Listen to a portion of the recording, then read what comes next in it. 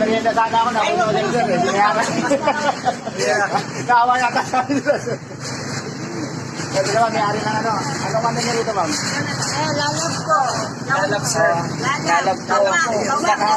Bawang. Bawang na ako, no? Bawang. Bawang na yun. Classmate ko to nung college. Friends kami nung college. Dapat din i-retrieve mo rin. Ikaw na lang. Ay, negosyo. Siram.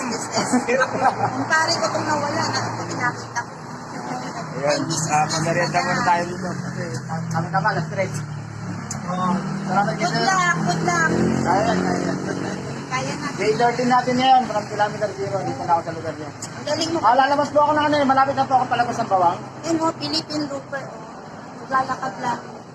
Saan ka pupunta? San Fernando naman? Opo, dapat pa San Fernando ako eh. Ang direct yun. May medyo malayo ka pa sa boundary. Boundary ako ng Tuturbo. Ano pa lang to? Sentro pa lang to. Tapos kanan. Kakanan ka doon. Doon sa may Chowking. Chowking. Kanan ka na San Fernando. Dire-diretso papuntang Ilocos ka na. Ilocos na yun. O, kasi mag-Ilocos pa ako eh. Ayun, sakto. Dire-diretso na yun. Ilocos ako ng Cagayan. Baka ano, baka magano yung ano, tapulo, coast guard natin kasi may port tayo dyan, di ba? Port Cagayan.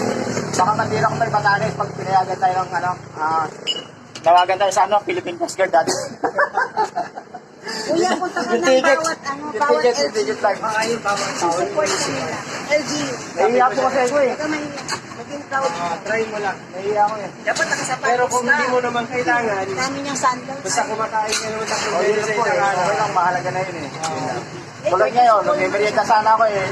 Kasi pag ano, nagmagandang loob. Wow. Shoutout. Okay, ma'am. Salamat po, salamat Ang ka kayo pangalan na. mo, kuya?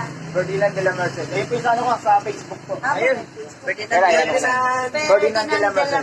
de la Merced. Papakita ko po sa Manila. Yan ako.